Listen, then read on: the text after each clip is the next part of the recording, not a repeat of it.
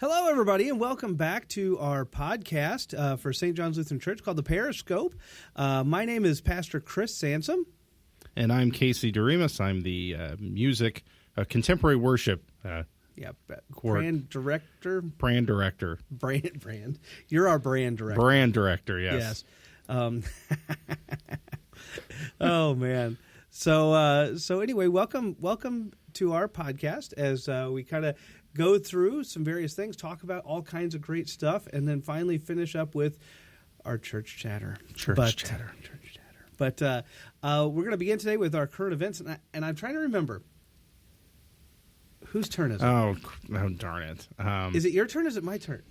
Was last week the Taylor Swift earthquake, or is that 2 weeks ago? I think that was 2 weeks ago. Okay, so then I start. Okay, so you start. So all this is, I don't know if it's technically super current, but who cares? It's something I thought might be interesting. Is that a lot of people, or I should say, a lot of people know the show The Witcher. And there's been a lot of not controversy, but it's been known for a while now that Henry Cavill, who plays The Witcher, who is Superman, who is also Superman, left The Witcher. Yes, and a lot of it is due to the fact that he doesn't like that they're going away from the source material. He's a really, really big fan of the actual games. I knew that there was like some back and forth with him, but I didn't know why. I never investigated far. I guess I just didn't care enough. But yeah, and he was that was part of it. Is that he's really kind of getting annoyed that they were kind of veering off and just making up kind of their own storyline. Yeah, and he made a point when they first gave him the job that he really wants it to stay true to the actual material because he was a big fan of it. And then there was kind of this whole thing about he was going to become Superman again. They called him and said, we're going to have you play Superman. Yeah. And then that didn't happen. They decided we're going to go with someone else. And now I just saw that there's also clickbait. So there were some articles saying that he's returning maybe. So I don't know. But the thing I thought was interesting is I have heard people online especially say how ungrateful he is that he's leaving The Witcher after all this time being on the show and everything, and now they can't believe that. How dare you leave the show just because they're veering away from the source material? But I thought it's kind of an ethics question. It is. I mean, that's a good one. That's a good one. I mean, I guess on the one hand, you gotta commend him for standing on his principles. Yeah. I think the real question that probably needs to be addressed is at what point is he being, unreasonable? Right. For instance, I think about the star Chris Eccleston. Okay. And I love him as an actor. I love some of the stuff that he's in. What is he? He's in Doctor Who, so he's in the first season of the reboot. Oh, okay, gotcha. He was in Gone in 60. He was the bad guy in that one. Oh, okay. Gotcha. So he's in a few things, and I generally speaking like him. Even though he plays the villain sometimes, but I still, generally speaking, just like him as an actor. And so when I found out that he was a Christian and was very firm on his beliefs, I was kind of really happy about that. Yeah. And then I found out he was kind of blacklisted a lot of places, and I was kind of like, okay, well, that's no good, right? As Christians, he's standing on his principles, and he's getting blacklisted. And then I found out he was a real jerk to work with. And then then it's like, well, yeah, I'm proud that he's a Christian. I'm happy that he's standing up on principle. But if these, and how it is, you never know what to believe. It's tabloids. It is hard to know. Maybe he's the nicest guy ever, and these tabloids are just saying, oh, he's a jerk. I don't actually know. But that does bring up the question. If he's being unreasonable to work with, then they have a right to blacklist him. Right. If, on the other hand, he's giving a quality product and just doesn't want to bow the knee on his Christian values, then it's a shame that he's getting blacklisted, but at least for the right reasons. Right. And, it's kind of coming back to this Witcher and Henry Cavill. Cavill. Yeah, I'm not 100% sure. But, it does come down to, is that really the reason he's going, and is that the principle? And I guess more importantly, did he state that up front? Right. Is this the gig was his and they're very generous? Because I mean, let's face it. If he makes enough money and is comfortable where he is, then he kind of has a right to refuse things that if he doesn't agree with the direction it's going. Right. And that's unfortunate if you like him as an actor, and I do. Right. Again, but at the same time, like, you can't be, I feel as a Christian, we're there to give a quality product. Like, that's our goal in terms of our vocations.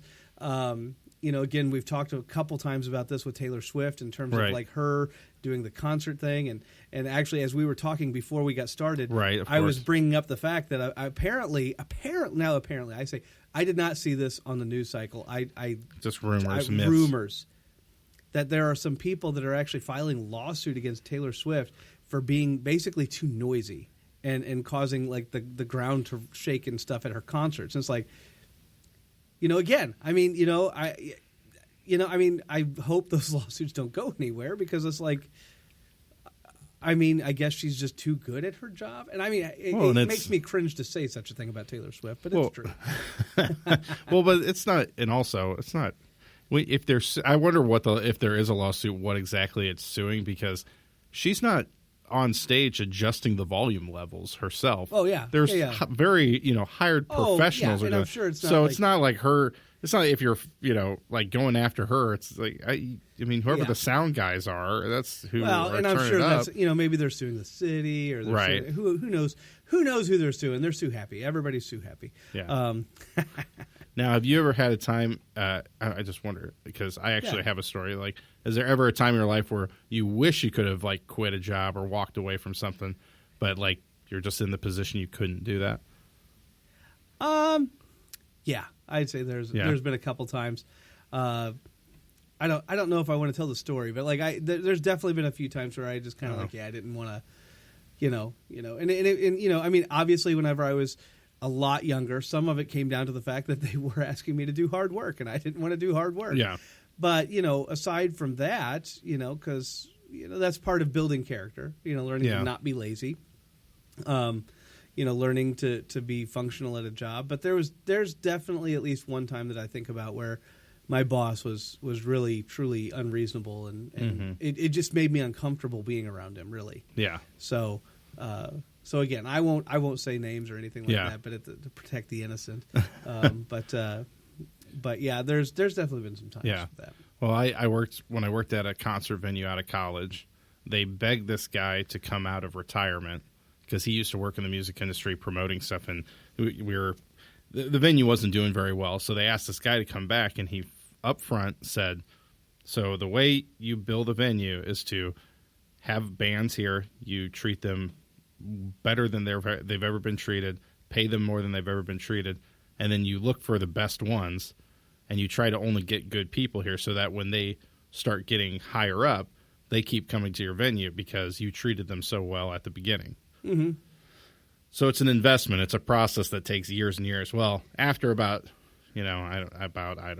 6 months of this, it wasn't happening quick enough for them. So they fired him. And which was like a little frustrating because he was very upfront about how this works. Yeah. And then every meeting we would be in, they'd go, "Well, where's so-and-so?"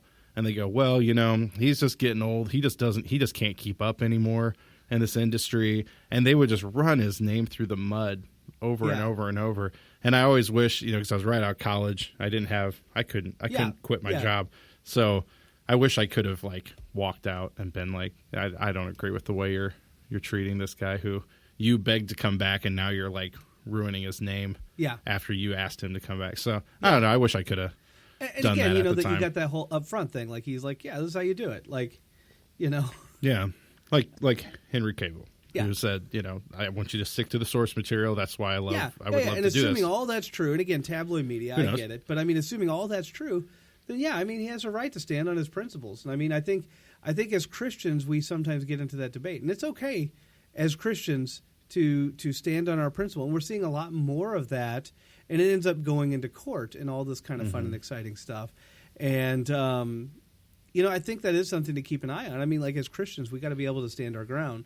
But there's a difference between standing your ground and just being a jerk. Yeah. And I think sometimes well-meaning Christians cross that line, unfortunately, and they end up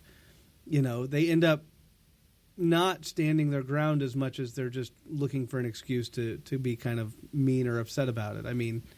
You know, I mean, look at it this way. Like, it's like the cake guy in Colorado, right?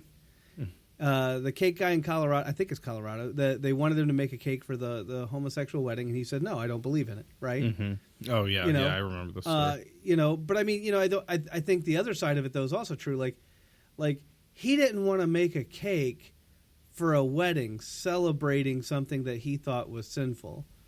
If they would have come in and just asked for a birthday cake, I don't think he would have cared. Right. Right? He wasn't there just to be mean or a jerk. Now, again, I'm reading into this. I don't know the guy. I don't, right, you know, yeah. I'm only going by stories I've read that kind of build up his character in such a way. But I kind of believe that, like, if they just came in and say, hey, you know, Roger's birthday is, you know, in a couple months, I wanted to order a cake, I think he'd be fine with it. Yeah, probably, yeah.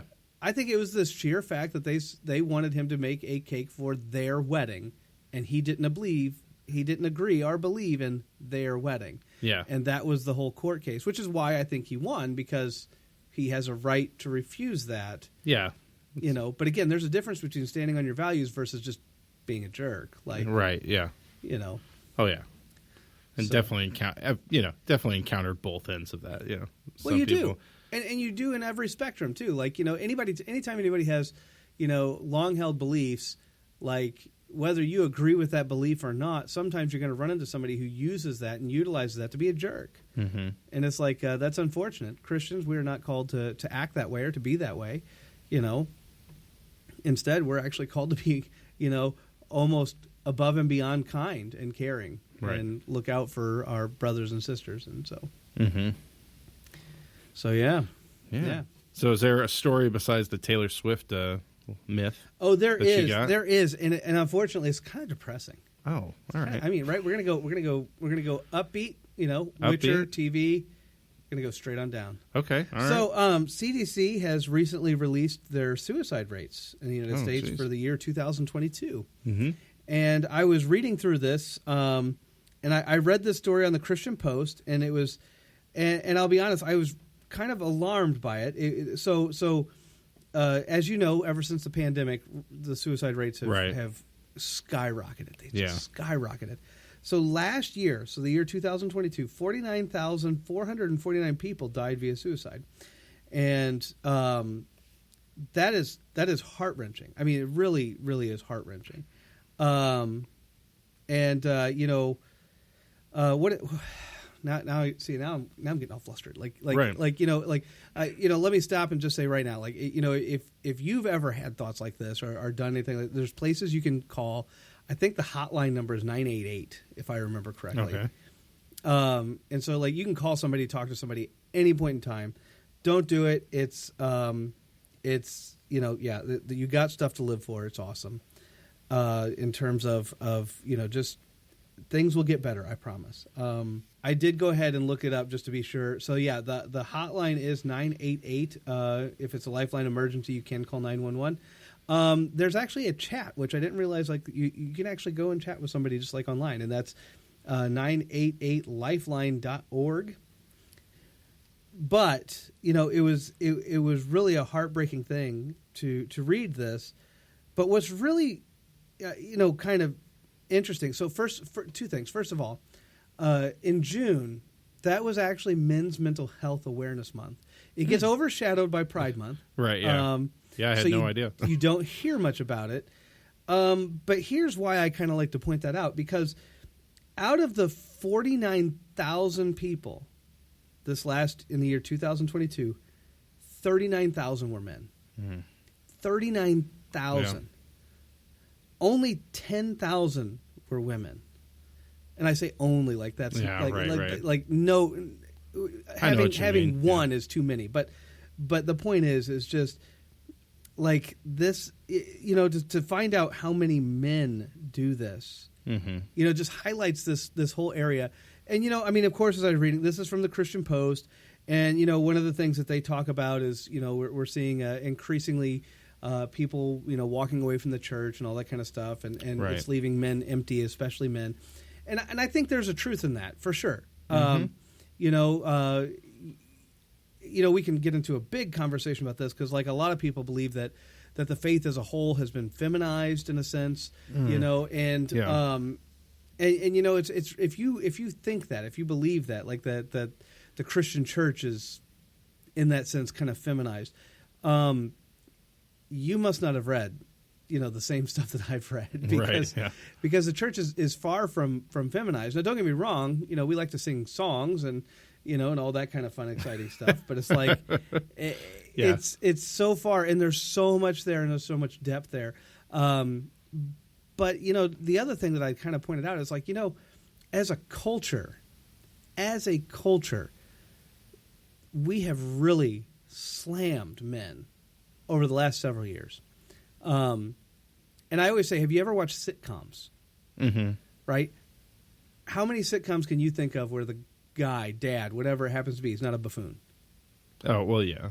Right? The guy is always the buffoon. He's always the idiot. He's always the guy that has to look for the strong female lead to, and that's just not realistic. Now that's not to downplay women. That's not to say women can't be like strong and all that kind of fun and exciting stuff. They can be, absolutely. But just like anything, men and women are complements to each other. They kind of need each other. A man that goes forth and has absolutely no women in his life is going to be just as dangerous as a woman who goes forward and never has a man in her life. And all, not just a man, but like any man. Like, it really is a complementary kind of thing. Like, God created us, unique and differently. And this is one of the horrors, by the way, of the transgender movement that's going on right now, is it really confuses all of this. I remember back when I was in college, I read a study, and it was talking about brain waves and brain activity. And it showed that underneath, like MRIs or whatever it was, that men, tended to focus and have one side of their brain. And it would light up, and a bunch of that side of the brain would light up. But they put women, and about the same amount of space was given to light up, but it was on both sides of the brain. Mm-hmm. And basically what the study concluded was that men have a tendency to be able to focus a lot better, but they can't multitask. They focus and that's it, right? Boom, they're focused. But women can multitask, but they struggle to focus. Mm-hmm. So they'll struggle to focus on one thing really, really intensely, but they can multitask like a boss. They can. Right. But again, the world takes both kinds, and this is, by the way, this is not something that you can just wake up one morning and say, "Oh, I think I'm a woman, so now I can multitask with my brain." Like no. This is just the way your brain works because you're a guy or you're a woman. Like, it's not.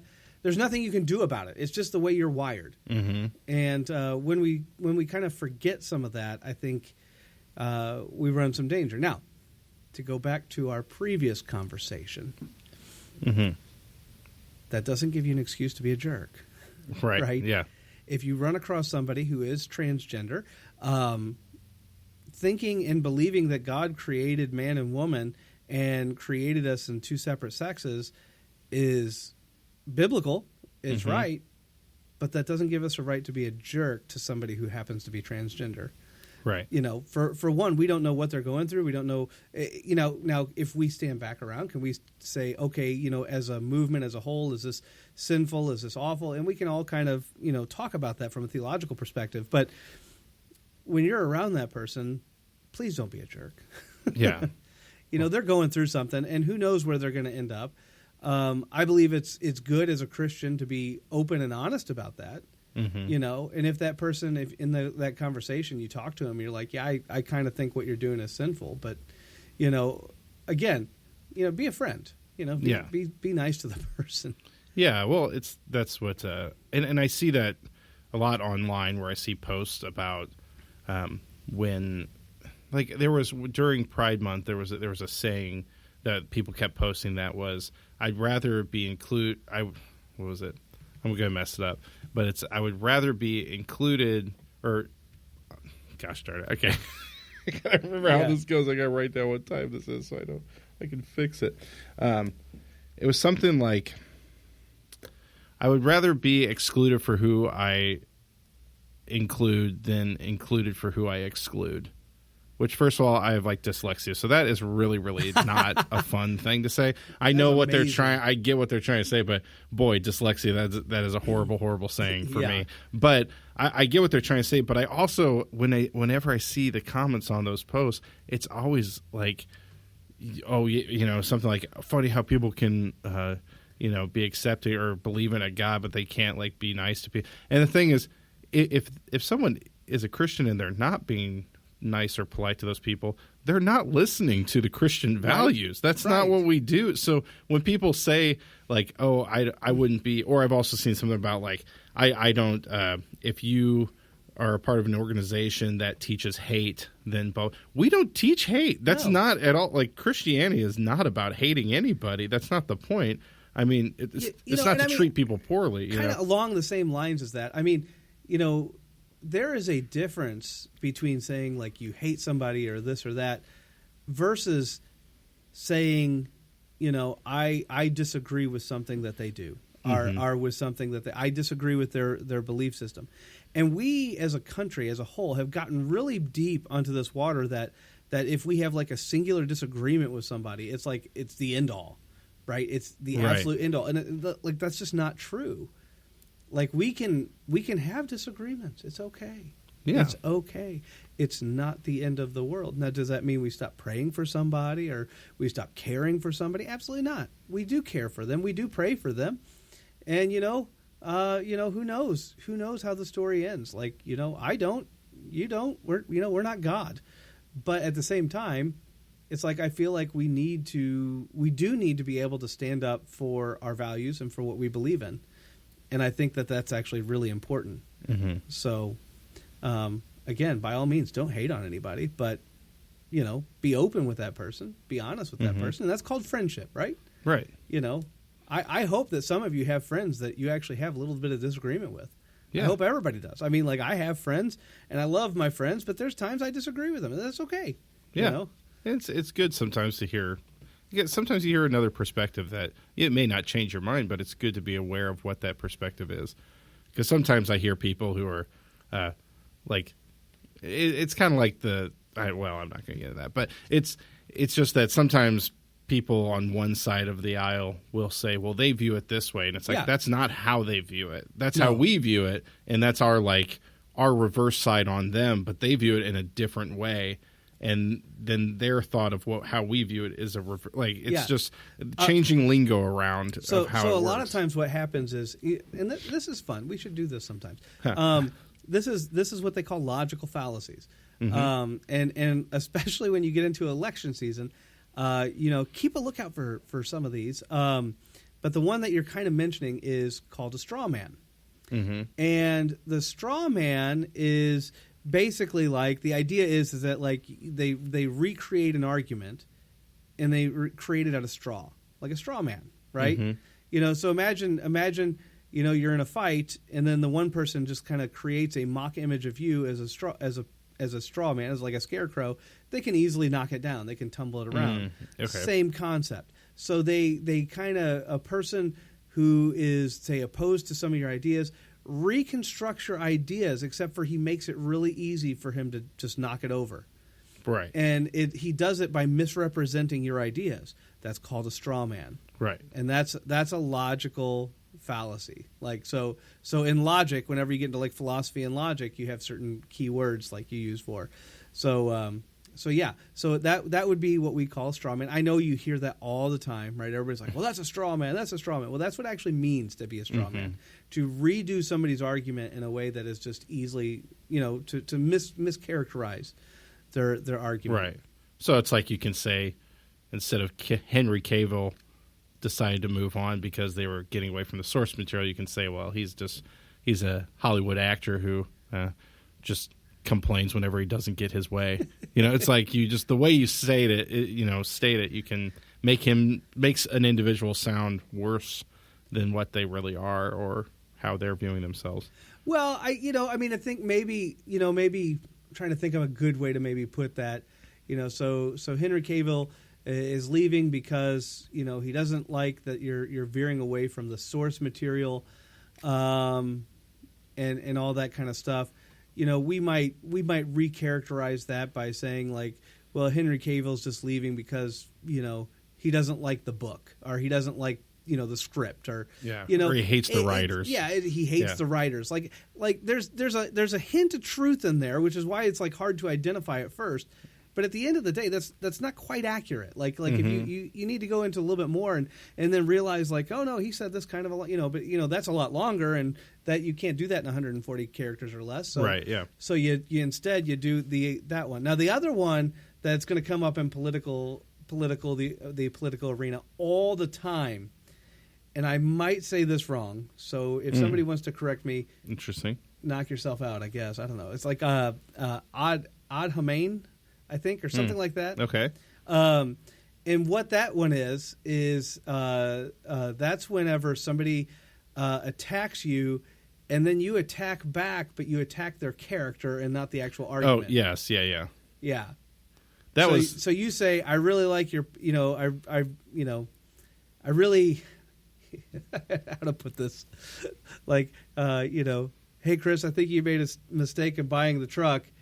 And then I take back and I say, well, I just don't like your stupid beard, right? When have you ever made a good money decision or something like with your beard? Yeah. I attack your character, your person. I kick, take that. That's actually now, just so I'm saying, yeah, your beard's fine. Oh, like, thanks. I appreciate that. I'm trying. I'm trying. Yeah. No, I'm very used to that argument because I had a cousin who liked to really get into political debates, and he just loved to stir the pot. So anytime, and as soon as he'd lose an argument, his first thing he would do is start using really big words. Because he was a very intelligent guy, and he was a lot older than me. So it's like I'm like a middle schooler, and he's trying to have some political debate with me when I don't even know what he's talking about. And then as soon as I said anything that kind of like stopped his argument, it was use some big word, and then he'd go, "Do you know what that means?" I go, "No, what does that mean?" And then he would start going like, "Oh, so I'm going to take advice from a kid who doesn't even know like blah blah blah basic language." Yeah. And then it was just, "You're an idiot. You don't know. You're too dumb to know anything." Was the next statement. And I could every time he did that, I'm like, your character. I just go like, okay, well, so my vocabulary, that's the only thing you're going to attack. You can't actually argue the point. And then it was just, that was, so I'm pretty used to that one. I've heard that one 100 times. Yeah. But the suicide rate is really, that's always sad to me because I feel like there's so many people that they just don't see, like I have a sister who's like 12, 13 years younger than me. And, she's dealt with depression. I've dealt with depression throughout my life. And so many times she would tell me like she just doesn't feel like there's, we get talking really deep about the stuff. And there's so many times I just want to go, you have no idea with me being, this many years older than you. It's like, I've had the same thoughts as you.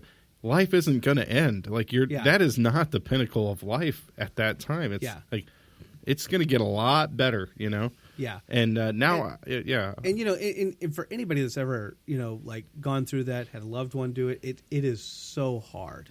Mm-hmm. It is so hard. And I mean, I just have no words. Like it just is. One thing to kind of bounce off of that, along those same lines is just that, I think it is evidence. Now, we could say, again, that's because people aren't going to church. And there's a truth in that. There is an absolute truth in that.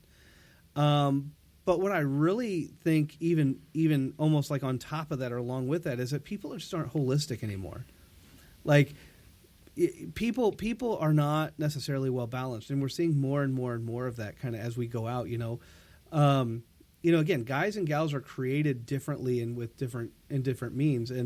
And because of that, I think that sometimes we get something that works for one, but not necessarily works for the other. And guys, guys with their overwhelmingly focused brains and all these kind of things, like, a lot of guys, I think, need to be out doing stuff of some kind. Yeah. And I think the pandemic really hurt them because they couldn't do stuff. And, being locked up and locked inside and all that kind of stuff. And then, I don't know. I don't know how else to describe it because, but church is a part of that, right? And church is a part of our relationships building. with God, but also with each other, as the family of God. And I think for a lot of people that is very true, that is something that is missing, absolutely missing. And I don't think we do well when we just ignore that and kind of just gloss over it. Mm-hmm. Now now you sparked what I was thinking about earlier. Oh, which is surprisingly, that's kind of in the same idea. Is that yeah? So like I run my band, and I had a guy this past week who he is going to take time away from the band. Sure. And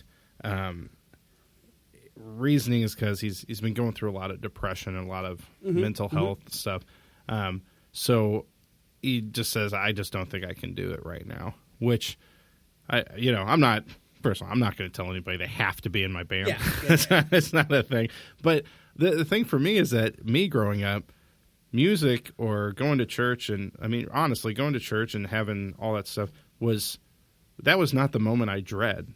I was happy to go to a band rehearsal. I was excited to go to we had Wednesday nights where we had a meal, and we had like youth group and stuff. And I was excited to go because I got to go see people. And that was sort of what I looked forward to in the midst of depression. Yeah. So to me, it's always surprising to me that people, I don't know, there's sort of this current thing of like, well, I got to get my mental health right. I'm just going to seclude myself from everybody. Yeah. And I feel like isolation, I mean, I'm not an expert. I just feel like for me, isolation was the last thing I wanted to do, or the last thing I should do but I mean, I don't know how different every individual situation is. Sure. But, that's what I don't know. I mean, again, and we've talked about that. Actually, I think it was like on the first episode. Like, going through depression is to some degree like I'm not going to say everybody, but most people in some point in their life are going to feel about a depression. They're going to experience some element of trauma, and I mean, yes, I mean, again, the temptation is going to be to seclude yourself, but part of the reason for that is you don't want to feel judged. You don't want to feel like people are going to point their fingers at you. And, especially, thinking about something like a band, if you don't really have your heart into it, you might be like, well, I don't want to let the band down. I don't want to be a letdown. I don't want to be this. I don't want to be that. For me, seeing a therapist was very, very helpful. I actually think it's very recommended.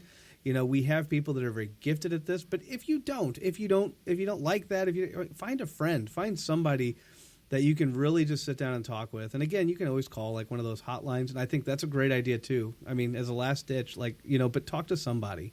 Right. I think is the important thing.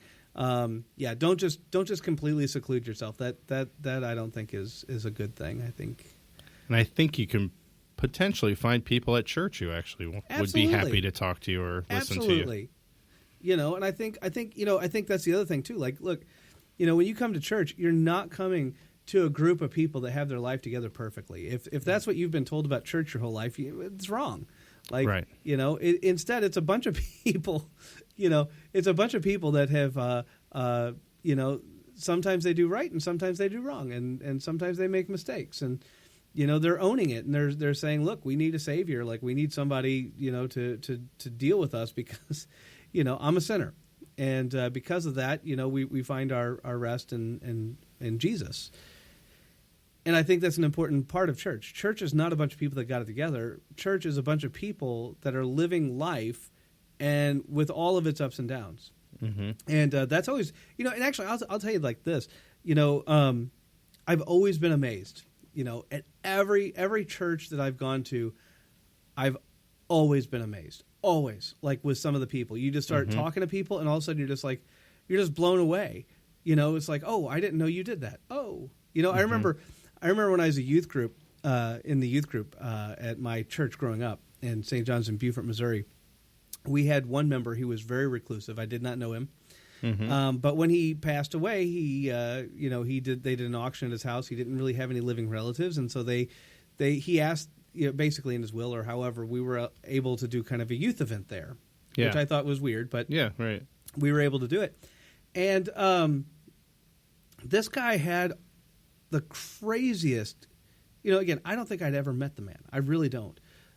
But he had the craziest chemistry kind of books all over the place. like even as a youth, I remember looking through those books going, that's like a lot of chemistry books. Like that's like a lot of physics books. Like that's like a, and I was like, was he a teacher? What was he doing? Right, It was like, and no, this guy was on the team for the Manhattan Project. Holy cow. And he was living as a recluse in like Beaufort, Missouri, like nowhere, Crazy. Nowhere, and like I said, I don't think I really knew him. Like if he did, when he came to church, I guess he didn't really say anything to anybody. He just kind of walked out, but like, it was amazing. Yeah. This guy's just like, yeah, I did that a long time ago, Yeah. Like, That's a thing I did. Yeah. But yeah, I mean, I think that's one of the. Actually, I should be honest with you. Like, for those that are starting out in ministry or ever been interested in ministry, like this is truly one of the God's gifts. Is like you get to meet people and really get to know them. Mm-hmm. And let me tell you, everybody, every human being, every human life is amazing. They've, so many people have been through so many things, and it just is. It's amazing to sit down and like talk to some of these people, and you just feel like a lot of them should be famous. Like they're not, but they should be. This for some reason just sparks something that I talked about when I was on the road with for the music store, and I was calling on band directors. Some people might know there's a little school called VIT, which is out Table Grove. I can't remember all not Varna. I can't remember. Anyway, it's a little tiny school. They have a new band director every year because the band director really can't. It's hard because they come from like Chicago or something, and they think, all right, I'm going to build this program, and then they realize, oh, I'm just like in a small town. I can't. Like they want to turn it into some like championship winning school. It's just not that thing. But what's interesting is that, for several years, I'd have people come through. Oh, I hate this place. Horrible school. I hate this school. I hate this town. These people are awful. Bunch of, they have a bunch of terms for people who live in the sticks, all those things. And then one guy came in, and he was like, he loved hanging out, drinking beer, talking with people, all that stuff. Yeah. Everything these people love. So all of a sudden he's going, I had this broken, percussion thing. And this guy, the dad of one of these kids, he said he's a welder. So we went over there and I brought him some beer. The guy has like a state-of-the-art welding thing in his garage.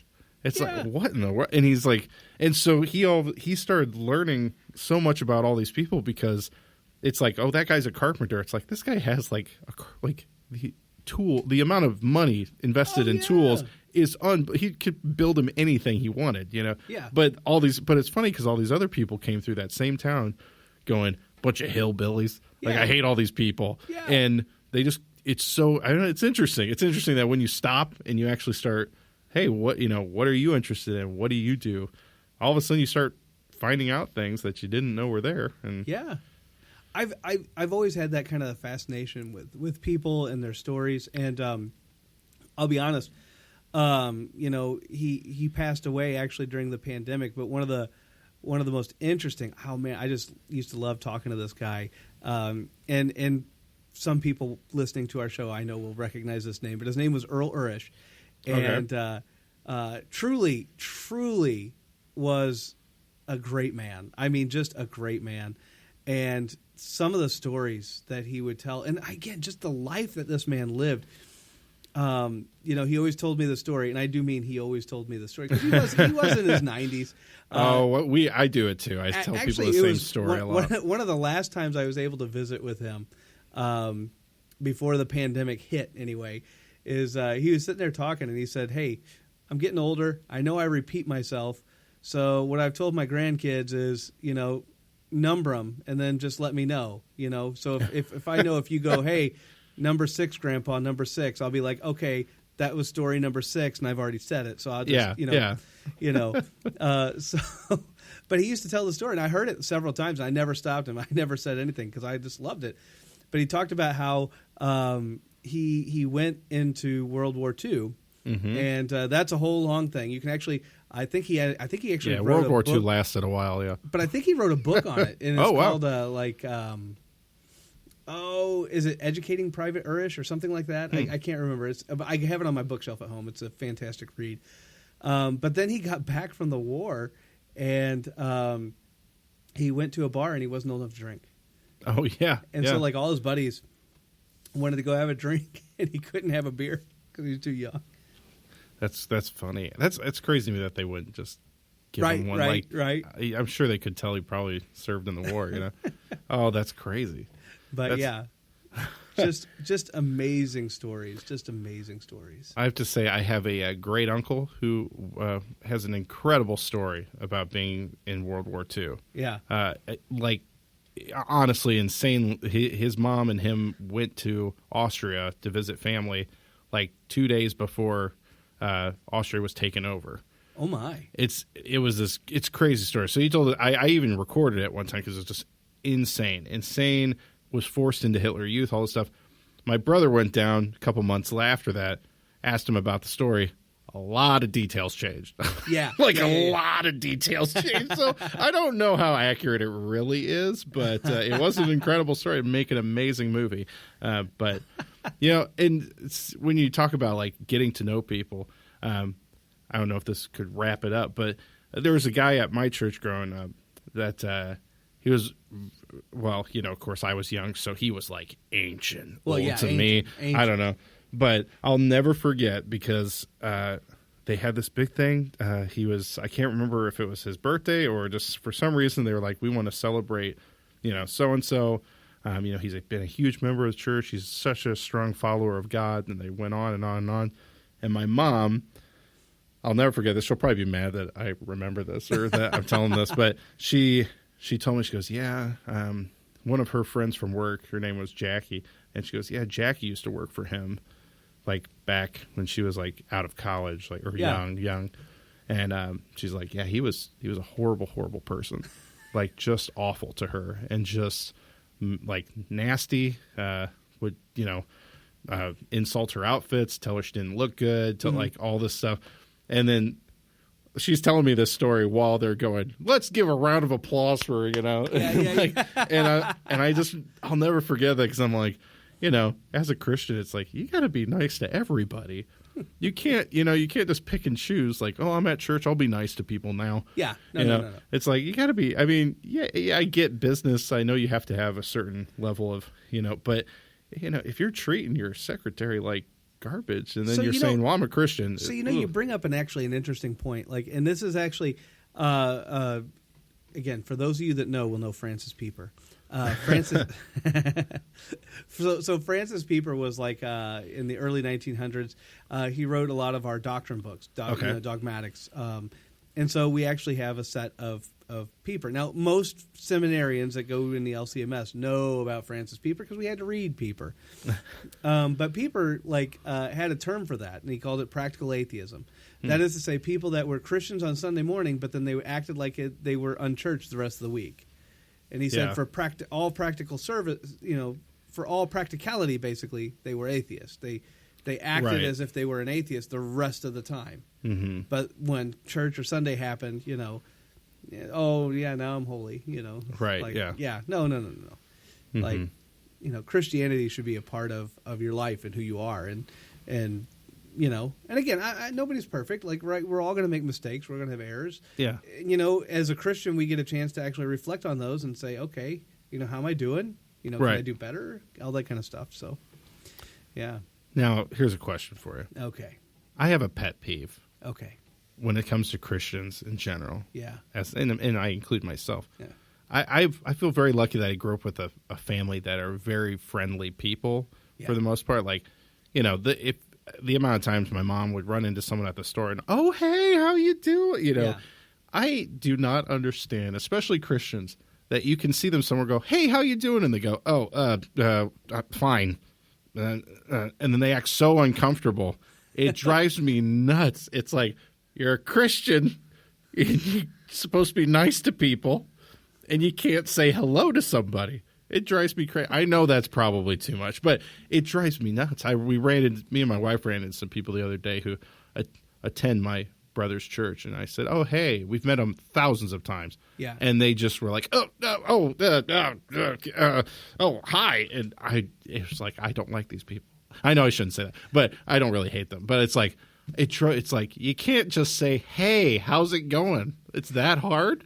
No, some of that might be anxiety. Kind of to play, the opposing side. Go ahead. Yeah, I'm fine with it. Because again, we believe in the 8th commandment. Now again, we should get one of these days. I'm going to actually talk about the ordering of the commandments now that all works. Because my guess is if you were raised in like a Reform background, you probably think this would be the 9th commandment, but I would say it's the 8th. Okay. And that is to say, you shall not bear false witness against your neighbor, right? Okay. And, when we get into our explanation, one of the things that we talk about is how we should be explaining things in the kindest way. Yes. So, in this front... I'm not explaining it in a nice way. Is there a way... Hey, we all do it, right? I mean, and I'm not just talking about like, oh, we have interaction. I mean, how often... have we all, in our own minds, worked out this whole scenario that's all worst case, about somebody over there, and we just don't even think about it. The 8th commandment is seriously one of the commandments that is the most abused, and it is seriously one of the most abused by Christians. Yeah, we have a tendency to just kind of overlook that one, right? You know. We usually lace it with gossip, and we're like, well, it's not gossip if it's true. It's like that's kind of the way we'd say it. But sometimes we fail to realize like this commandment actually also instructs us to think about our neighbor and the person by us, and actually start to explain things in the kindest way we can think of. Like. So what are some scenarios that we can think of, like maybe with these people that was going on in their lives that just caught them off guard? Yeah. I know. Right? You're right. Darn me and the commandments. I know. You know them well. So. But I mean, again, that's not to like call you out or anything. Oh no, it's okay. It's just that honestly, like that's I mean, hey, and look, I catch myself doing the same thing. Like, why did they do that? Oh, they just didn't want to be around me. I see how it is. And we don't think like, oh, well, maybe they're just really busy. Yeah, it's true. Yeah, it might be.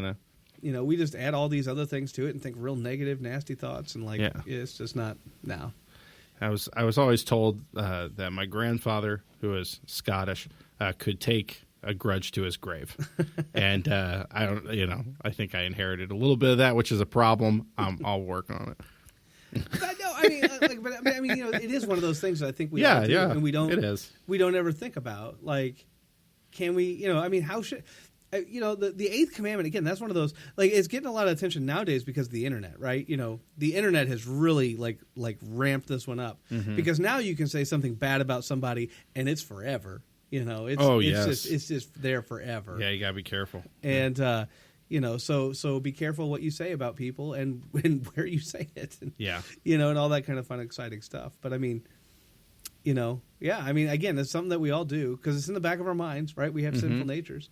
And I'd lie if I didn't do it myself sometimes, right? But at the same time, kind of along the same lines, like, all things considered, assuming that everything is completely okay. Yeah, there's a lot of questions there.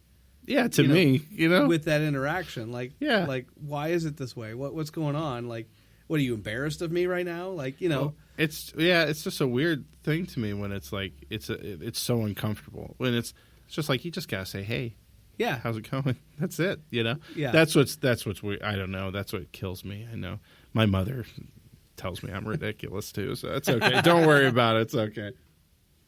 I did it. It's all my fault. Well, I tell you, I did have something I was going to cover with the realm of basics in the faith, but I'll be honest with you, I think I'm going to save it for next time. Wow, we we were really chatting up a storm here. What do we have? 48 minutes or something? Yeah, we're like it's like church chatter time. It really is. It's almost church chatter time. Yeah, really almost. I mean, we don't want to rush church chatter. No, that's the best part. It's the best part. It's the best part.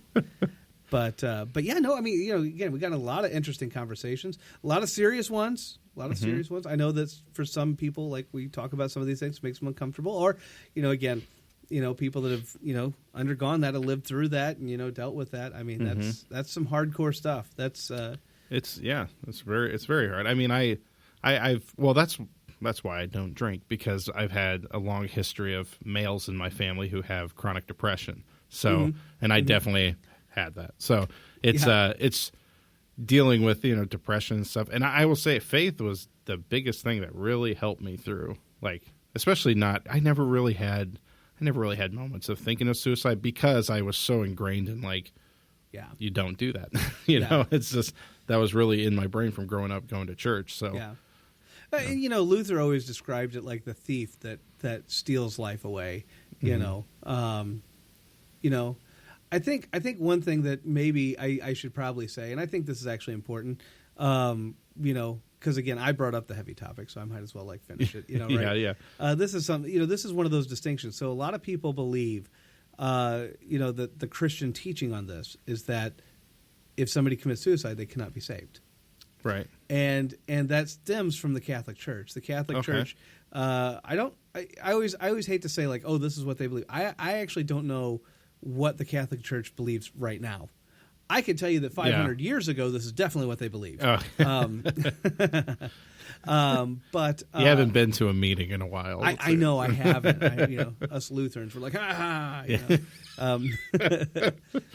But you know, I think one of the things that is important to actually bring out with all this is that like you know, there's a reason that Luther called it the thief of life, like it was stealing life away, and that is because a lot of times that's exactly what it did. But stealing somebody's life is different than stealing somebody's faith.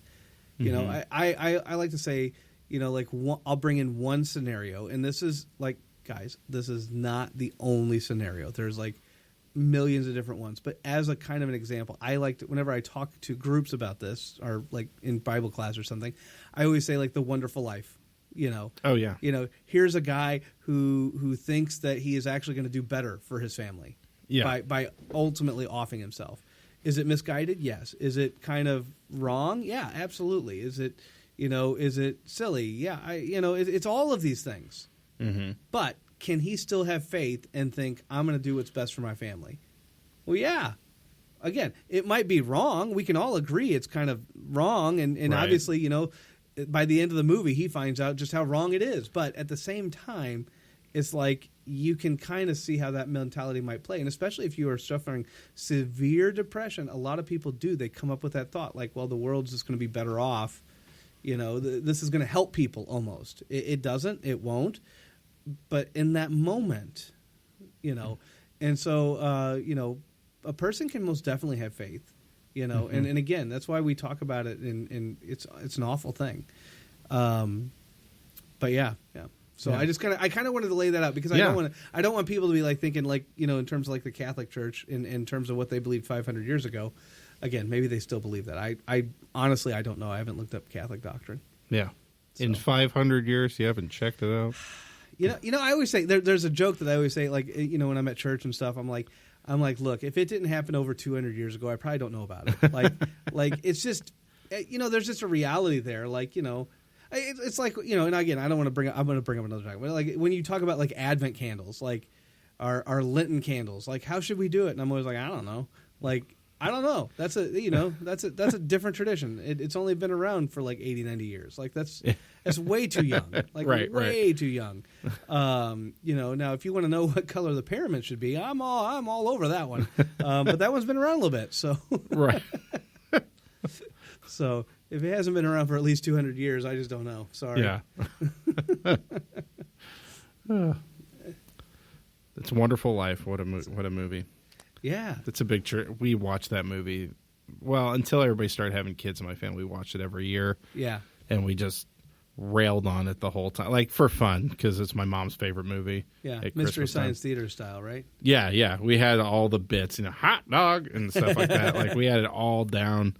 Yeah, pretty good. And then, so like, let's see, there's a lot of stuff that actually came out of that movie. Like, let's see, like that's where Bert and Ernie came from.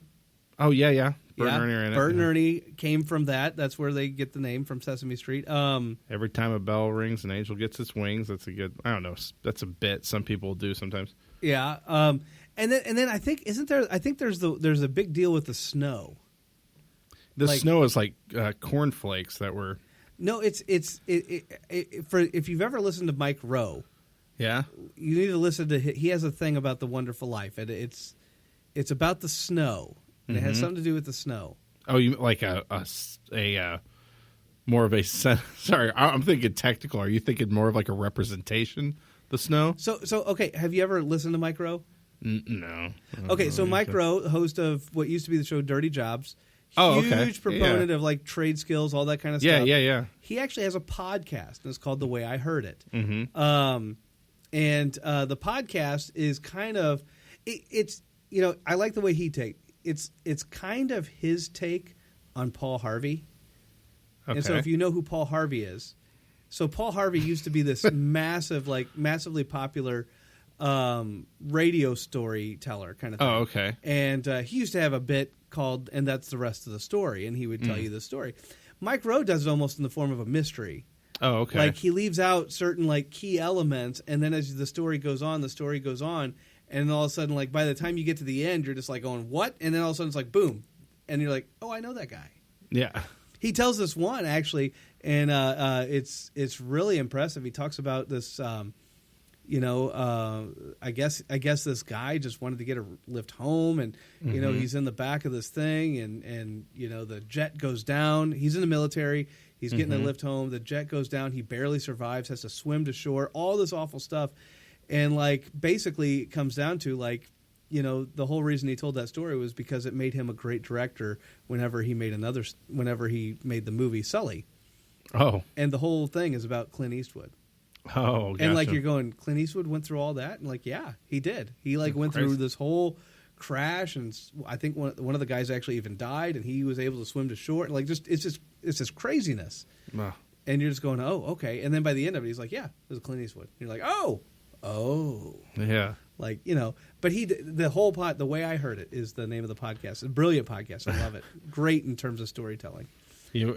I'm sure you're a Lord of the Rings fan, right? Oh, yeah, for sure. You probably the one who told me this, actually. The whole, what was the guy's name who, they have the scene where they stab him in the back, and they were like, the director was like, I want you're going to get stabbed in the back and you're going to scream, and he was in like special ops or something when he was younger. And he was like, he's like, that's not the sound people make when they get stabbed in the back. And then they're like, what? Yeah. And he's like, no, because all the air is out of your lungs, and I think you probably told me that. I remember we had this conversation. Yeah. That's crazy. He went through obviously something in his life that helped him understand what it sounds like when someone gets stabbed in the back. Oh, I can't think of his name. What is his name? Christopher Lee. That's the guy's name. So Christopher Lee. For those of you that do not know, Christopher Lee, and some of you might know him from some other things, but Christopher Lee is what is it? He is related to Ian Fleming. Oh, okay. He is related to Ian. It's like cousins or something like that. But anyway, Christopher and his brother used to be like back in like World War II and stuff. Like he was part of like British stuff, and it's hard to say exactly what because most of it's still considered like top secret. And like so, there's a story going around.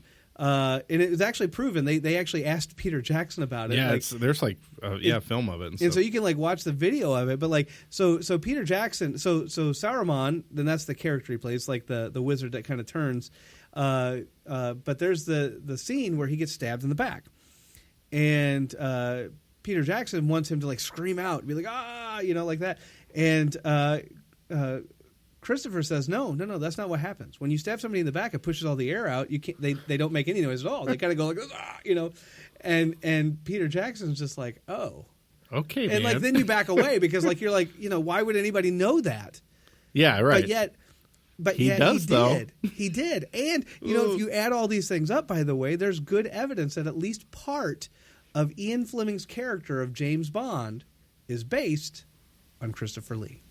Crazy. It is crazy. It's crazy. It is absolutely crazy. Now, how much of it we don't know because, well, I mean, I don't know. Nobody's going to ask you. Nobody can ask Ian Fleming. But still, it's like, yeah.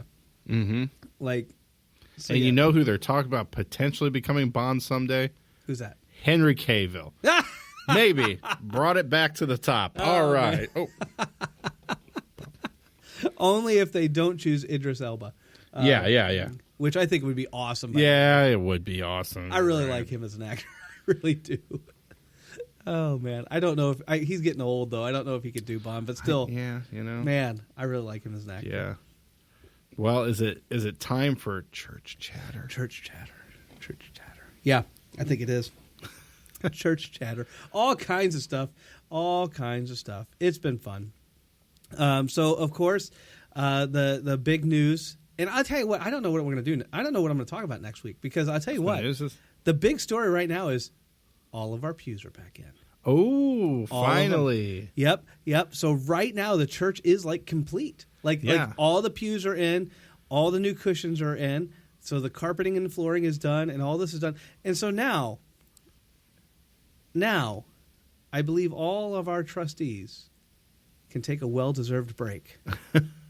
Of course, at least 2 of them are farmers, which means they got to harvest pretty soon. So that's not happening for them. So probably not going to have a break. But one thing I think is worth mentioning, because I think you said this on maybe last Wednesday or something, is that it was hard to find people to actually redo the pews. Yeah. It was because it's not really a common practice anymore, which is one reason why it's kind of like, let's do this now so that in 30 years there's when there's nobody out there who does it anymore. So so where did they take them to? What's the name of the town? Is it I want to say it's Arthur, Illinois or something like that. Okay. It's like a 3-hour trip, or like I don't know, maybe not 3 hours, maybe it's like 2 hours, but it's a good ways away. Yeah. That these guys drove it to, and yeah, I don't know, I can't remember the full story, but I remember the first guy we talked to just wanted to kind of redo like the top and the back. And and that was what he wanted to do, and then we eventually said no, we're going to get the whole thing's done. Yeah, and that was kind of the way to discuss. But then we needed to get somebody who would do it, and I believe there's a gentleman down there that's, I believe he's Amish. Don't hold me to that, but I think that's the case. But anyway, crazy. See, I didn't know this until now, like till last week. I didn't realize that. Yeah. So no, I mean, again, they did all. I mean, the trustees have been so awesome. Like. Mm-hmm. And I know other people have given their time too, for sure. But it's the church just looks amazing. It really does. It just looks amazing. So I think again, that's kind of like the big story. Yeah, that's the big story going on right now. Yeah, I mean, obviously we're still getting ready. I mean, we got the presentation of the Bibles for the 6th graders this coming Sunday, so that's kind of a big deal. And then we also have. Confirmation about to start. Rally Day is on August 27th. That's always a good time. And then things are really going to pick up, right? Then we're going to be busy. Right. Yeah. But summer's over. Summer vacations. Better get them while they're hot. Get them while they're hot. School's starting in just a couple weeks. We had I was at the Good Shepherd School Board just tonight. In fact, right now we're recording this, and it's what is it? It's August 15th, and it's 11 o'clock. But I got here super late. Because of the school board meeting and all that kind of stuff. So anyway, but yeah. So no, the school board did not go that long. I stayed a little after and talked to some people. So anyway, but anyway, so yeah. I mean, just lots of stuff going on. We're all kind of going everywhere, trying to get everything done and ready to go. And yeah. So that's kind of where we're at. So yeah. So lots of exciting stuff going on. Stuff. Yeah. So yeah, I think that's all I have. That's all you I mean, that's all I can think about. Yeah, it's hard to say. Yeah. Say the Wednesday services seem to be picking up a little bit. If anybody's wanting to come on Wednesday, it seems like over the summer it always kind of like. There's a fluctuation and having all the construction and stuff didn't help. Yeah. A lot of people didn't know when we were having service. Was it outside? Was it inside? So. But now that we're all kind of back and we're inside and all this kind of stuff, so yeah, it's Wednesday service starting to pick up maybe. So yeah, Wednesday at 5:30 p.m. That's right. I think that is all that we actually have. Amazing. Yeah. But anyway.